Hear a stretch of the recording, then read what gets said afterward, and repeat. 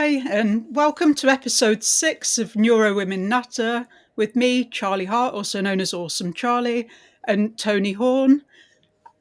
And we will be talking this month about pregnancy and that neonatal, you're a new mum and you're neurodivergent phase. Yeah, I could have worded that better. But yeah, pregnancy and the effect it has on us. It's going to have, like last month, it's going to have some happy stuff and some more difficult topics.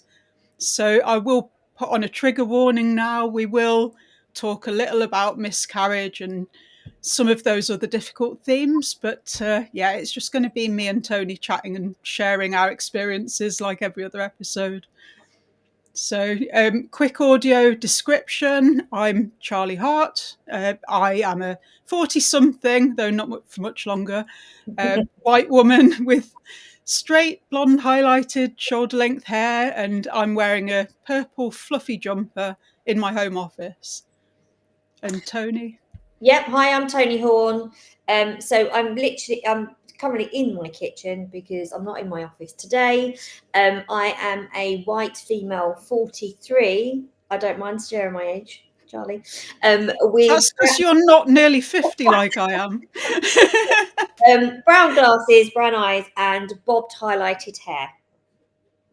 Hi. So yeah, pregnancy. We're kind of this NeuroWomen Natter podcast is kind of going through our life cycle. So we've got to the bit where we talk about hormones and pregnancy. And I don't know about you, Tony, but all of my pregnancies were before I even knew that I was autistic. So when I look back on them now, it's like I really could have done with that information. So I'm not going to talk about them all in one go because it's a lot. Yes. But I'll just share a little with you about my first pregnancy. So when I got pregnant with Iggy, I still felt like a kid myself. I think I was 26 or something, and I'd never really had any money, and I was quite new to even living with a partner, but he was a bit older than me. Martin, my first husband, I think he's 6 or 7 years older than me, and he was ready to settle down and get married and have kids. So whereas I think I would have spent longer working and maybe did some things like foreign holidays, bought a nice car, stuff like that. I never did any of that. I went straight from being skint to being pregnant with my first kid. And I wasn't pregnant for very long. And I know that sounds a bit weird, but I was actually 4 months pregnant before I even noticed. And he was a whole month early. So he was... my waters broke at 35 weeks.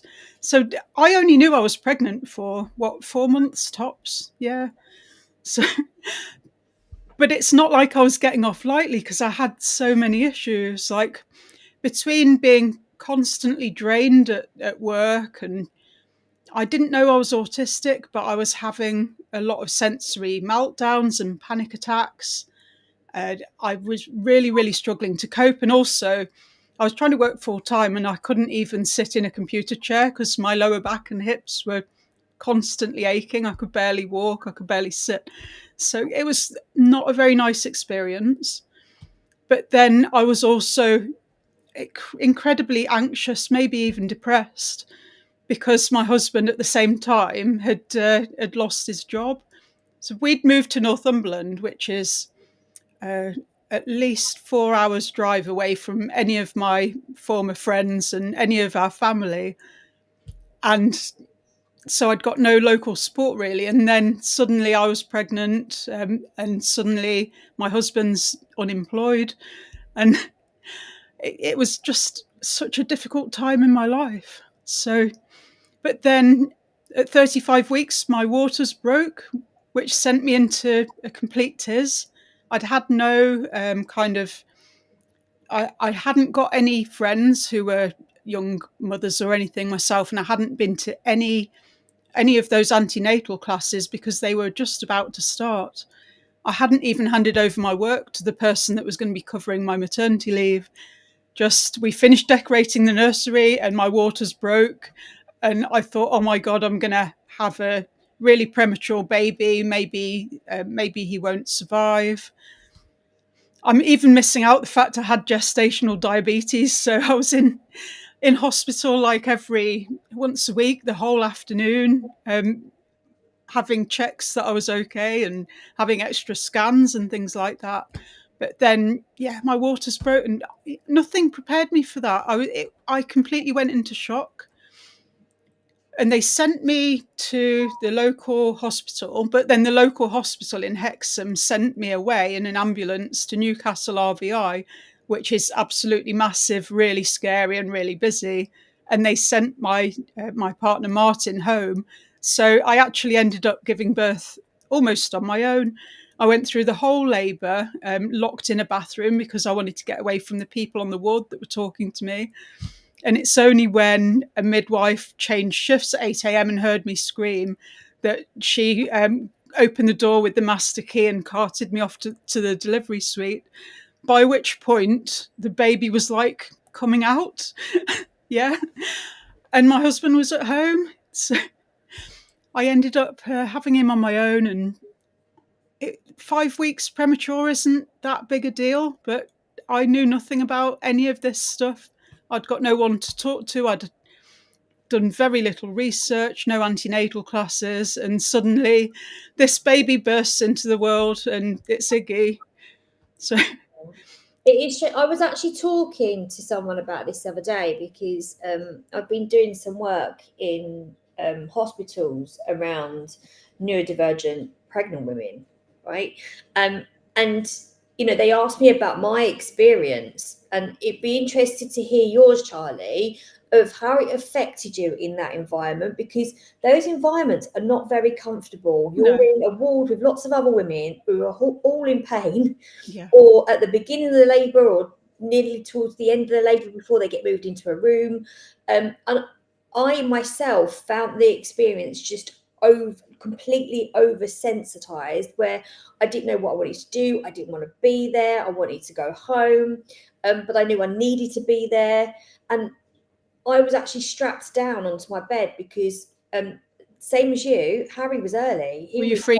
early, and they had to monitor his heartbeat. So I was had to lay on the bed because they had to monitor his heartbeat. So I couldn't go anywhere. Right, yeah. And I just remember being so constantly stressed. And the same, they sent Dave home because they told me, they didn't believe me. They told me that I wasn't in labour.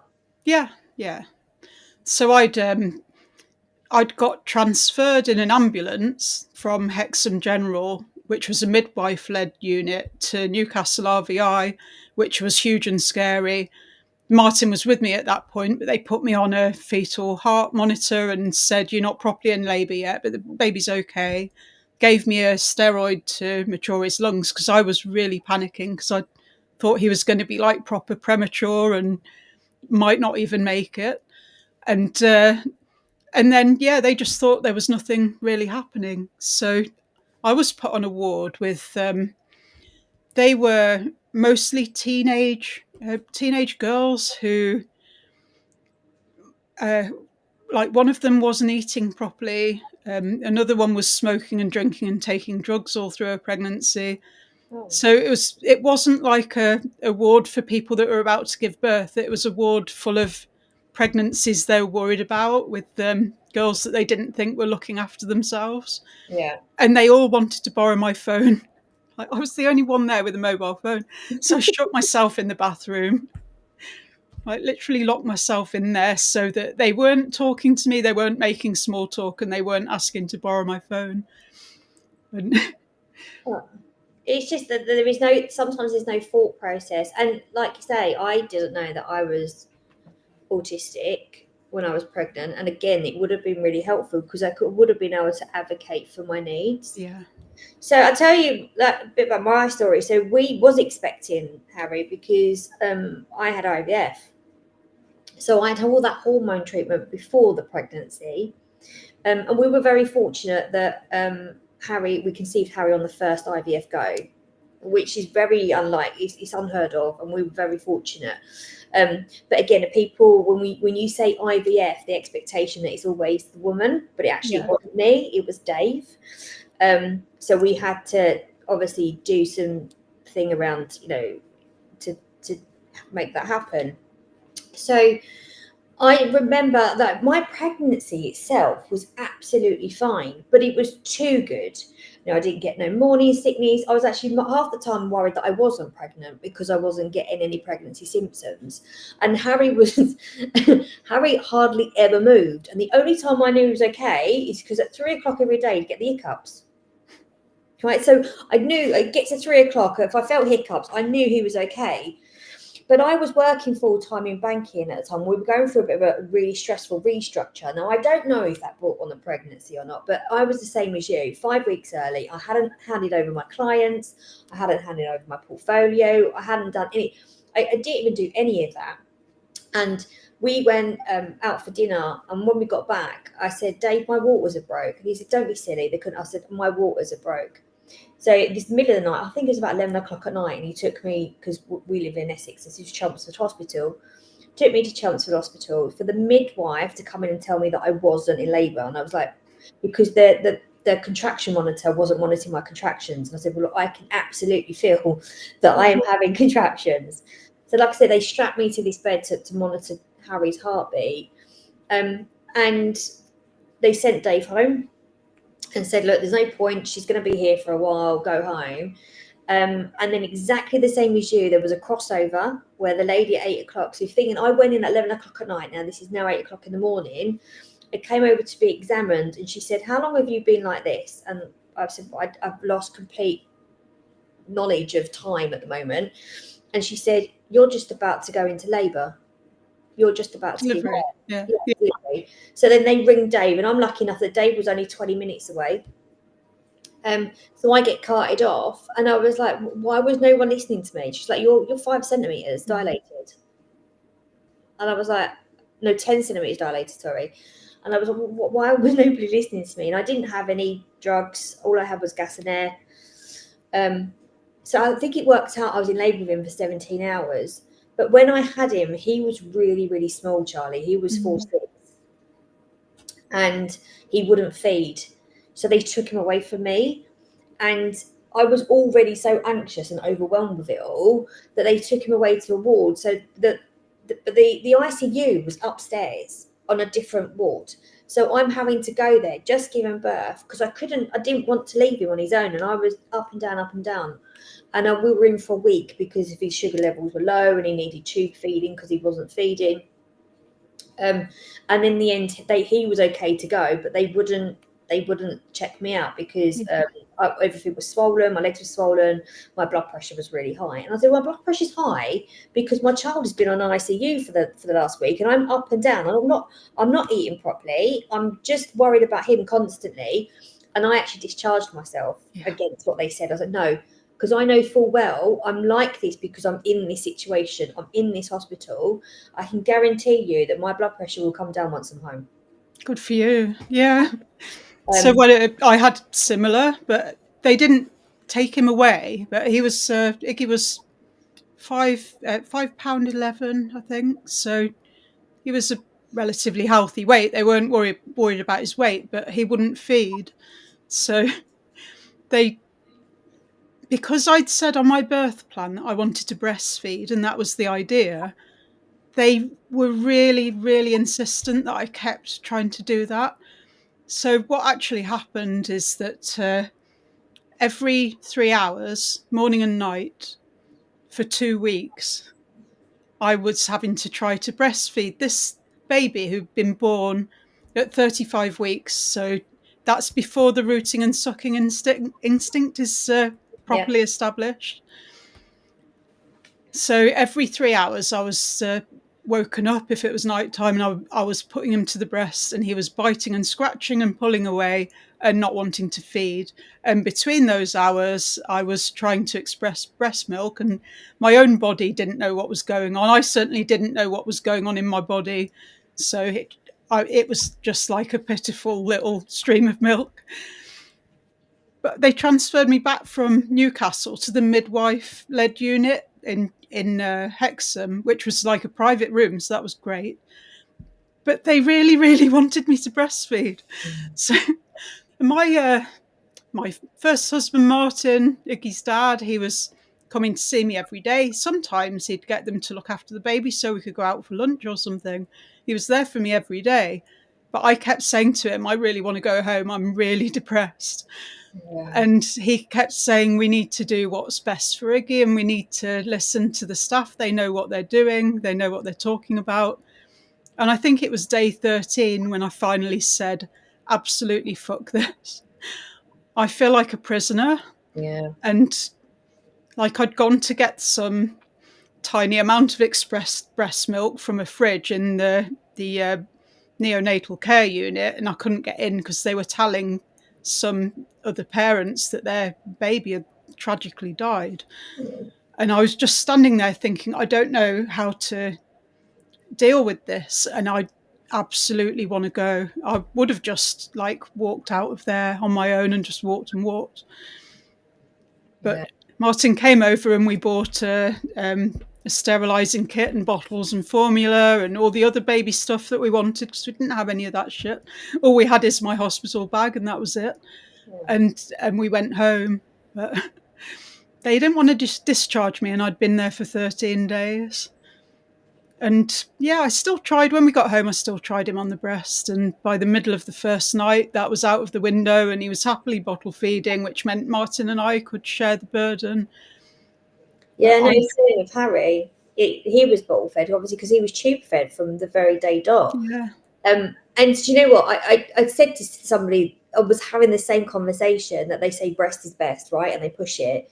So Louis was breastfed because he came out, he was only 2 weeks early, he was a good size. He was, I mean, he still eats like a monster now. I mean, the boy doesn't stop eating, where Harry's always been different.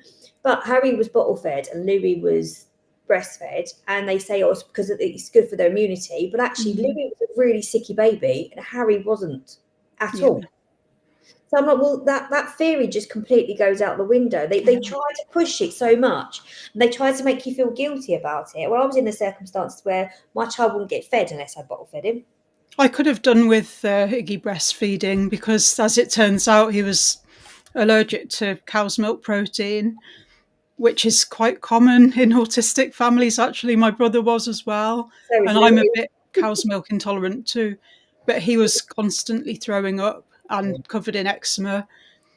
But what happened, I mean, I wasn't going to talk a lot about parenthood, but this is part of my neonatal experience. I felt like I wasn't prepared for looking after a baby and I was completely isolated and nobody really understood. But every time I went to the baby clinic to get Iggy weighed, they'd always be looking at the growth charts. His weight would be sliding down. And they would say things to me like, your baby is failing to thrive. And all I heard is the implication that I should have been breastfeeding and that it was all my fault. It took me 6 months, I believe, before I thought, do you know what, maybe he's cow's milk intolerant like my brother is. And I said to them, you need to prescribe some soya formula or something. And they were saying, no, we're not going to make that assumption because, you know, he's not wasting away, he's gaining weight just slowly. The reason he was gaining weight is because he was puking it all up and then I was refeeding him and eventually some of it was staying down. Yeah. But I switched him to formula. I said to them, look, you can prescribe it or I'm just going to buy it. And I bought some soya formula, switched him, his eczema cleared up. He was hardly puking at all. Yeah. And I thought, oh, great. So, actually, mum does know best sometimes. Don't really always do. It really annoys me. It's talking about, you know, postpartum. I had two completely different experiences. Now, no one ever spoke to me about postnatal anxiety. No, I didn't even know postnatal anxiety existed. I knew about postnatal depression, but I didn't know about postnatal anxiety. And actually, it nearly ruined a lot of my relationships. It nearly ruined the relationship between me and Dave. It nearly ruined the relationship between me and family, where I was utterly obsessed of having Harry in my sight 24/7. I couldn't do nothing. I couldn't go anywhere. You know, I remember leaving him with my mum because I was like, well, you've got to go out for dinner with Dave. You know, each anniversary, go for dinner. And I was on the phone to my mum every 5 minutes, and Dave was like, "What's the point of being here? You're constantly on the phone." And I always had this catastrophic thinking that something was going to happen to him if I wasn't there, if I wasn't protected. And it's horrible as it sounds, I didn't even like leaving him with Dave. I mean, that's his dad. Dave's a brilliant dad. And I didn't even want to leave him. And I was like this. And the thought of going back to work was scared me so much. And I actually left it to the maximum of the 12 months. And I remember putting him into nursery for the first time, and I literally just broke down. I couldn't do anything. I was at work and I couldn't even work because my brain was constantly, is he okay? What's he doing? Is he all right? And eventually it did get better over time, where I had to leave him because I had to go back to work. But no one ever said to me, I remember a family, and my dad would do something. I'd be like, oh, don't do that. And my dad would be like, stop it. Why are you reacting like that? And it was constant overreaction all the time. And I felt like I just couldn't do anything without, I needed to be there to protect this little human being, and, making sure that people didn't pick him up the wrong way. And it broke down relationships. But then with Louis, I had postnatal depression because he was constantly sick. He was colic, and he was also reflux, and he had cow milk intolerance, right? So he was constantly being sick on me. He constantly wanted feeding. He constantly was crying 24/7. And I just remember being so miserable, thinking I should be really enjoying this like I did with Harry. That's what I was like with Iggy. I'm really miserable, and I don't understand why I'm miserable. I never thought about it as being depression at the time, though, because No, I didn't. I'd got this idea. I knew what depression was, but I'd got this idea in my head that depression is an irrational mental response rather than a completely justifiable and understandable one. So I felt sorry for myself because I was stuck with this constantly puking and screaming baby that I struggled to bond with, that was covered in eczema, was clearly unhappy, at times to the extent where I couldn't settle him and I was standing out in the street. It was a private road, so people would only drive down there if they lived there and they're parking their cars there. But I'd be standing there holding him out in front of me while he cried until some neighbour came out to help me soothe him. And I just felt like a failure as a mother, and all the other aspects of me as a person kind of fell away. So I was just this failed mum and nothing else. But I didn't think that was postnatal depression. It sounds ridiculous when I try and explain it now. And I was obviously very, very let down by the health visitors and everyone else who saw what was going on, and they saw how I was and how Iggy was, and they just wanted me to feed him more. And I was not coping at all, but thinking, do you know what? This is not in my head. This is all real. So it isn't depression. I don't need antidepressants. It comes back to that as well. Like Dave used to say to me, I don't know how are they missing that you're not suffering with X, Y, Z. And I said, because now I know, looking back, I'm a high masking individual. So when they come round, everything's fine. Yeah. Everything's perfectly fine. And I'm high masking, and I'm behaving the way that a mother should when they come round. And it's not like, Harry, the only fear of Harry was that the fact that I would never let anyone touch him, right? So he was constantly on me and with me, where with Louis, I always felt like no one was helping me. Dave's not helping me enough. And I felt like I was failing Harry because I was always with Louis. And I always felt like this failure for both of them. But then I was saying to you earlier, in between them, so Harry and Louis are both IVF conceived, both on the first try, which, I'm very, very grateful for. And I know that's a high privilege for some. But in between that, I had a pregnancy, which I said to David, Harry must have been about 6 months old. And I said, I'm pregnant. He said, no, you're not. I said, I'm pregnant. I took a pregnancy test, and I went to go and see the midwife. I had a male midwife actually in my local doctors. He was there through Harry. So he was always really good. And then I went back 2 weeks later and I said, something's not right. there's something not right. And I knew instantly that something wasn't right.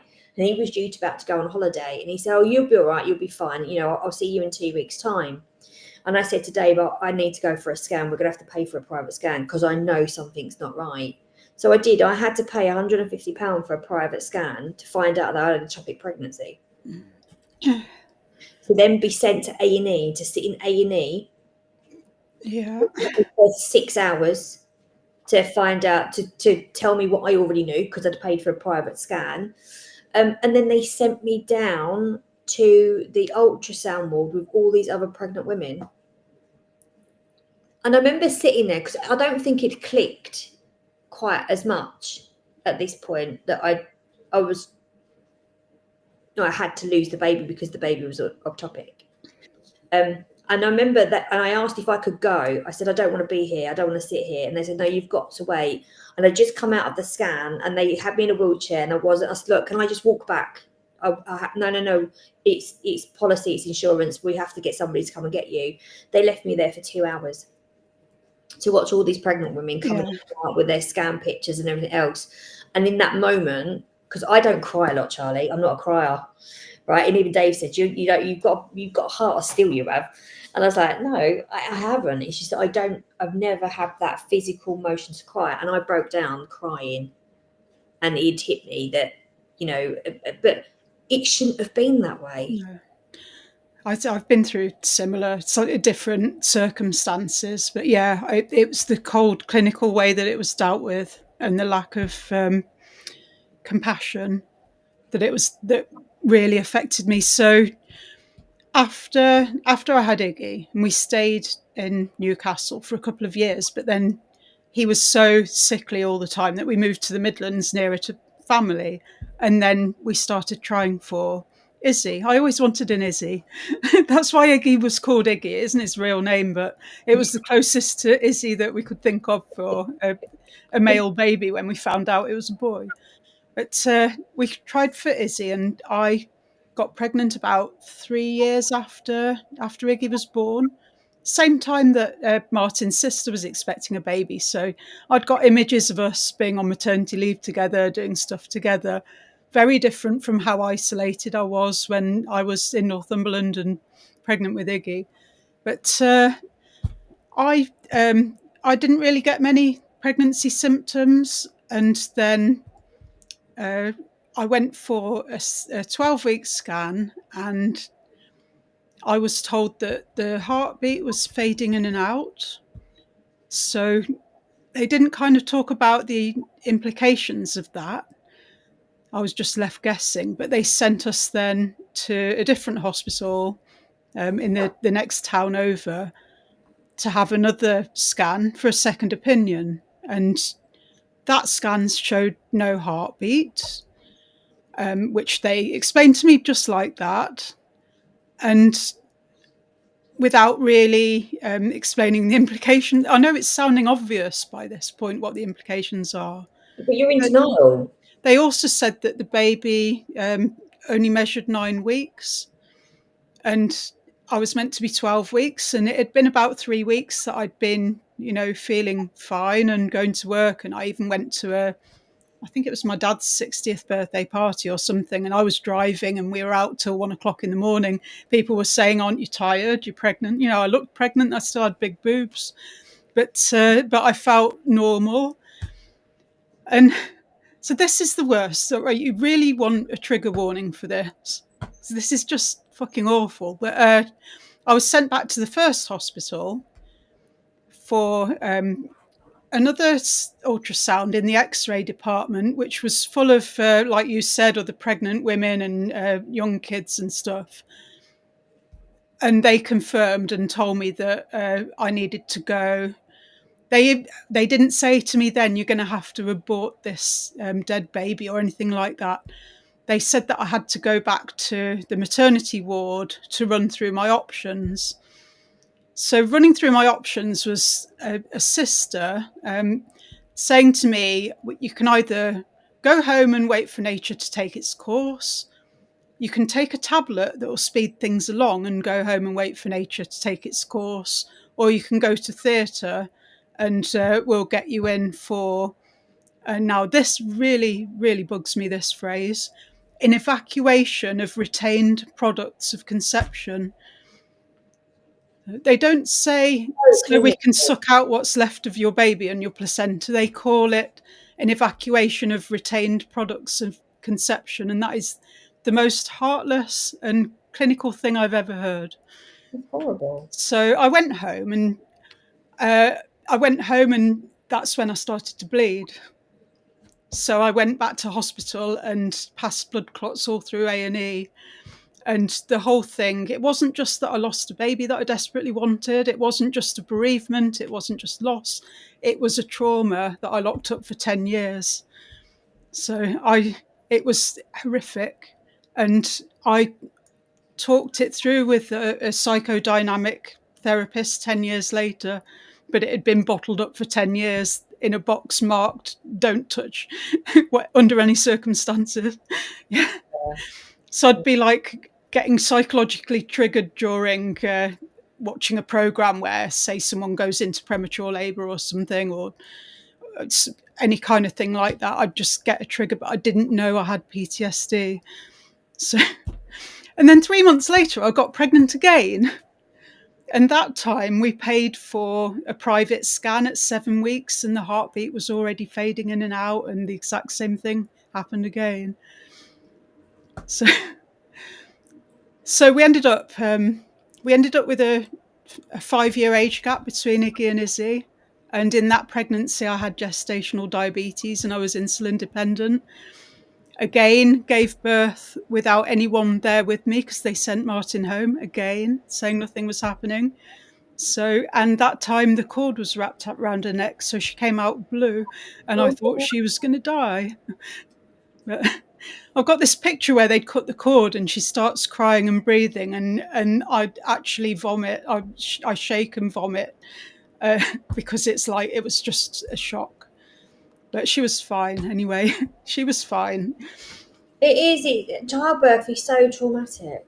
It really is. I mean, I was induced with Louis because Harry was so small and premature. They induced me because Louis stopped growing. He got to a certain, he was growing really rapidly. Then he got to a certain weight. He was 6'4" when he was born. And they said, we've got to induce you 2 weeks early. And I mean, that was horrendous in itself. I mean, they give you this injection, or they do this thing. I can't remember it exactly Yeah. what they did.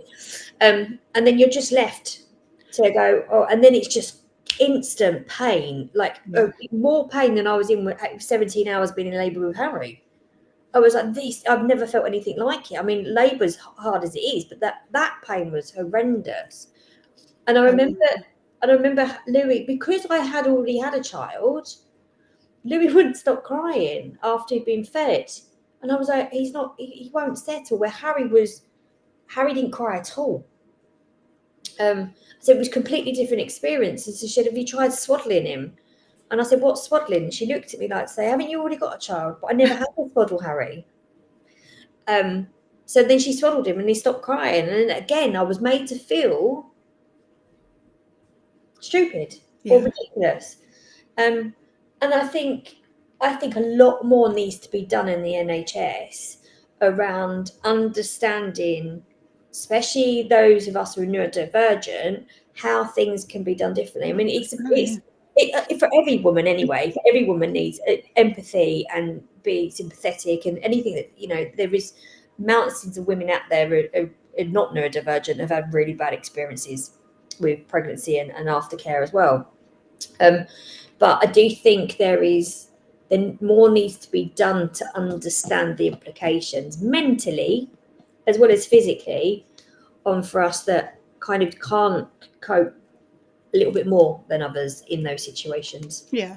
Obviously, I didn't know I was autistic. No, I didn't. But I did know that I wasn't responding to it in the same way as whatever idea of typical I'd got from whatever other mothers I knew or whatever programs I'd seen, I don't know. But I didn't respond in a typical way. And that's why I was left to labour alone. And it's why no one realised how much I was struggling and that I almost certainly needed antidepressants.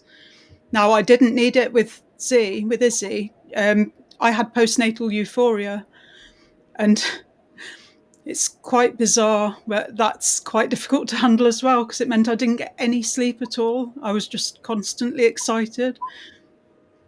But after Jay was born, so Jay is my third baby, my fifth pregnancy, and she's with Sai, so my second husband, my current husband. We decided to have a baby together, and that was amazing. I didn't get the gestational diabetes with her, so it's kind of bizarre. I really expected it, and I spent every Monday afternoon being checked out in the antenatal clinic, but I never developed the gestational diabetes. But they still induced her 2 weeks early, so I've been through that whole thing as well. They tried to send Sai home, and he told them absolutely not, in no uncertain terms. And they said, "Well, you can't stay, sir. This is an all-female ward." And he said, "Well, you're going to have to find us a private room then, aren't you? Because I'm not fucking going anywhere."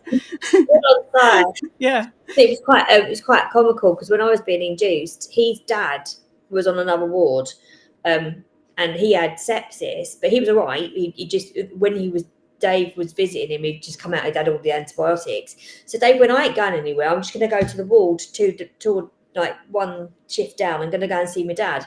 And Dave was like, "Just ring me when I can come back in." He said, "I'm not going home." He said, "I'm just going to go and pop in and see the old man, see if he's all right." So that was quite funny, because he even says, "Now I always remember the day that Louis was born, because I was in hospital with sepsis." I'm like, "Yeah, all right." Yeah. Oh. Well, I think that's enough trauma for one day, don't you? Yeah. This is a right barrel of laughs, isn't it? But that's apart from all the trauma and everything else, even though they both have their moments where they're a pain in the backside, they're great. Yeah. I love them to bits, but I don't want kids. No. I never wanted kids. No, I absolutely love my kids. Yeah, They're my pride and joy. and mine. And I don't love them despite them being autistic and queer. I love them because they're so autistic and queer. Love that. Let's celebrate that. Love that. Yeah. I would say we probably both of us have got eventful houses. Yeah, definitely. Yeah. Never a quiet moment, eh, Charlie? No, this is why I can't work full time. There's just so much going on. Oh, brilliant. Well, I think that's enough for everyone to talk about, don't you? Yeah. There's loads more. I'll have to put it in the book. So much more. It's a really common experience, I think, to not pick up the signs that you're pregnant, not pick up the signs you're losing a baby, to not realise you're in the later stages of labour and you're about to deliver. And this is something that I really think that the medical profession needs to listen to more of. Yeah, and I think as well they need to look at more of reporting anxiety, post-anxiety, where it's that fear of you not being able to leave that child, because I understand that depression is obviously higher because there is cases where people choose to take their lives with postnatal depression, but actually there should be support in place for postnatal anxiety as well, because it causes marriage breakups, it causes broken relationships, because that person, God knows what he's done to Harry for the fact that I wouldn't let him go anywhere else. For a while when he was younger, he wouldn't go to anyone else, because that was my fault. That was my doing. He wouldn't leave me. When I wanted him to leave me, he wouldn't, because I created that. So, yeah, I think we could really help if hospitals want to get us in as consultants to work out how to support us better. It's still shit what I've been through, but I've done the therapy, I've processed it, and I'd be really keen to help other women not to have to experience similar. 100%. Brilliant. Well, that's it for episode. Is we episode 6 or episode 6? Yeah, that was episode 6. Wow, Charlie, we've been doing this for 6 months. Yeah. That's amazing. Well, thank you everyone for either watching or listening. Make sure to subscribe to both our YouTube channels or listen to us on Spotify. Thank you. Bye. Bye. I can't see the end stream button because I'm not wearing my reading glasses. Oh, there.